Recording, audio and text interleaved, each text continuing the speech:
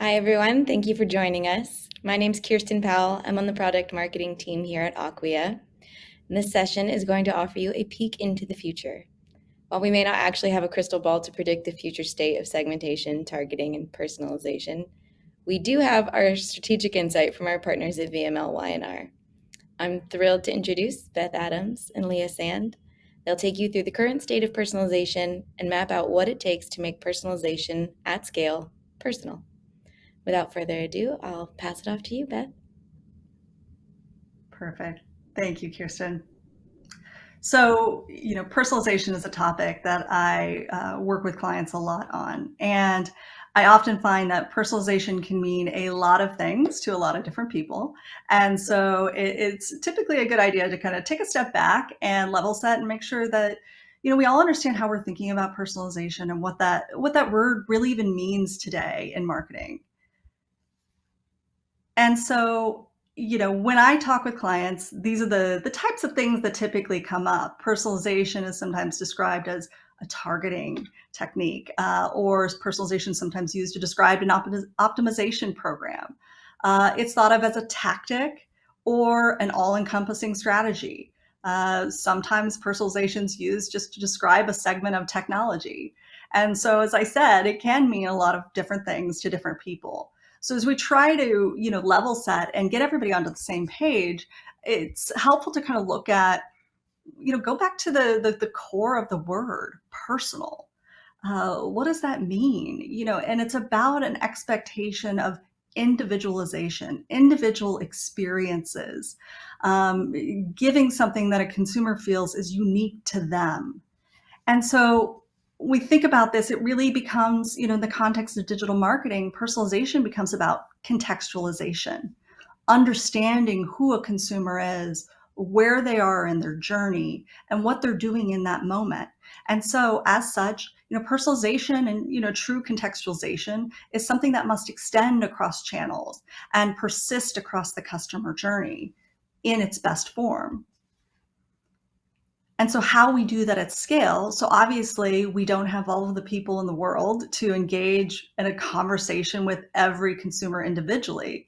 So it becomes a data-driven conversation. And as we know today, consumers are more fearful than ever of how we collect and use their data. And so as we bring personalization to life and we try to create that data-driven conversation, we have to ensure it's built on trust and transparency, so consumers have an understanding of the data that's being collected upon them, and they're getting value in return for it being used. So they are getting better experiences from the data being collected on them. To me, conversations about first-party data are a big topic right now.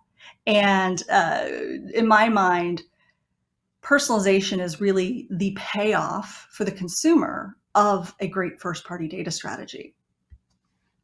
And so when we do personalization really well, and when we're paying off on that first-party data, we are creating experiences for the consumers that have more emotional value. They're more enjoyable. They're more relevant. They bring joy to their lives, really. And they also create functional value for those consumers. They get them where they need to go faster. They're more helpful. They're more convenient. And so through creating this loop of more emotional value and more functional value, consumers form deeper attachments with our business, much like they would through a conversation with another individual. And in turn, that creates value for our business too. And fortunately, the evidence shows that works.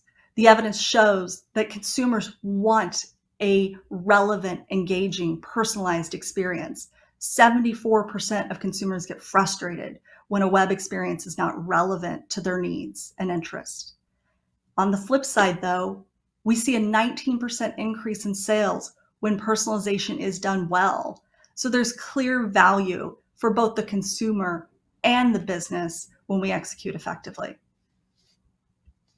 And so to talk a little bit more about how we execute effectively, how do we get there? How do we, set our path to true contextualization? I'm going to pass it off to Leah Sand. So we know personalization works. We know it's good for business. We know that consumers are responding to it. Just ask Uber, ask Apple, ask all of the great brands out there. But I think, when we're thinking about personalization and the future of personalization, the future lies with the customer. We have to know them. We have to show that we know them. We have to show that they're valued, and we need to meet them exactly where they are. And that is the future of personalization. That's the intention of personalization and contextualization. That's the reason why we're here, really. I mean, isn't that what marketing is all about? But the question is how do you do that at scale? You do that at scale with what we like to call is a symphony of data, content, and activation. Knowing your customer through data, talking to them and showing them that they're valued through the right content in the right channel at the right time, and then activating that, meeting them where they are through technology and marketing automation at scale. And so, we've seen this on a few different clients. We've seen it fall short plenty of times. And where we see it fall short is with channel-centric approaches. When you take a channel-centric approach with personalization, you're really solely focused on channel-driven metrics.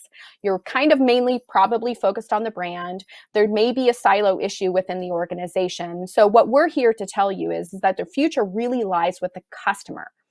Focus on the customer, focus on the consumer. Do not focus on the channel. Do not focus on channel-driven metrics, and certainly don't focus solely on the brand.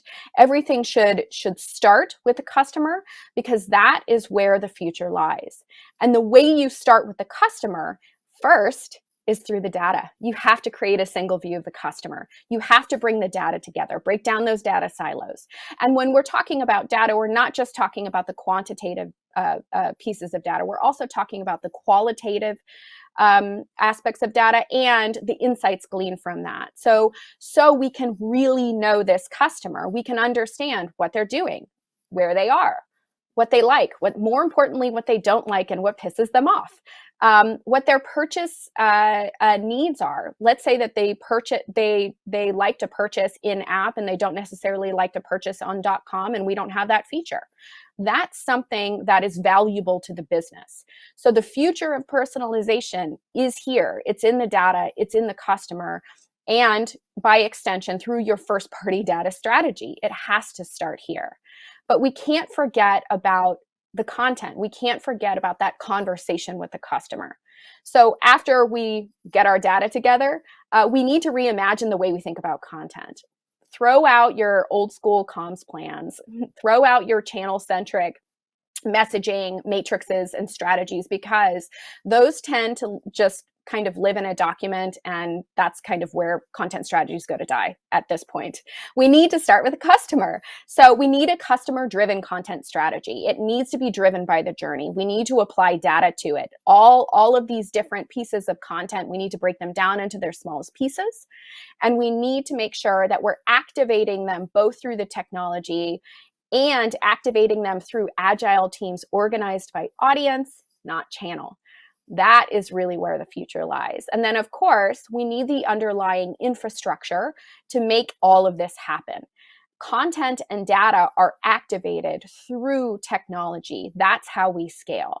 That's how we deliver the right message to the right person at the right time. First, personalization probably starts off with trying to not piss off a customer, but we can move the needle from, hey, we don't want to piss off a customer, to all the way to provide them with such a rich experience that they are more loyal to the brand. And that really is the intention of a personalization program. So, sounds hard, right? I think the most important thing is to remember that personalization is going to be a journey, much like the journey our consumers are on. And so, while we know the future lies in machine learning and AI to deliver contextualized experiences at scale, it's important to remember that there is no single technology that will, solve this right away for you. Similar to what Leah was just talking about, this takes not only technology, but people and process and ultimately a cultural transformation. We have to change the way that we work to, actually, put the right things in place and make personalization personal so that it creates that conversation with the customer, again, grounded in trust and transparency. So as you're on your journey towards personalization, it's important to keep in mind that, what we've talked about today with contextualization, that is our North Star. That is our goal, but it's often not the starting point for most clients, or at least that we have seen. Where you start on your journey to personalization really depends on, where you're at in your maturity across those elements of data, content, and activation, like Leah was describing. You have to look at, can you, effectively orchestrate all those elements together in a way that will allow machine learning algorithms to start to build the right experiences at the right time. And so, as we're on the journey towards contextualization and getting to that point, it's really important that we think of, a roadmap that evolves over time.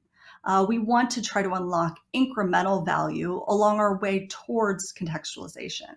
And so we often guide clients towards avoiding kind of a big bang approach. Don't wait until you think you have every element correct to do anything. We have to find how can we start to peel off pieces of value that build towards that larger vision. And so many times that can end up being something like starting with A/B testing. A/B testing, often is a good pathway to personalization. And sometimes we start with A/B testing in a single channel. But as we said, we need to always keep in mind of personalization should be an omni-channel delivery, an omni-channel approach. And so while we may start with executing in one channel, we always need to be planning and building with the larger vision in mind. So I think that's the most important thing, is to always be building with that larger vision in mind. So the last thing I want to leave you with today, though, is also to not underestimate the value that a really strong business case can bring. Uh, so often, the biggest hurdle is simply prioritization.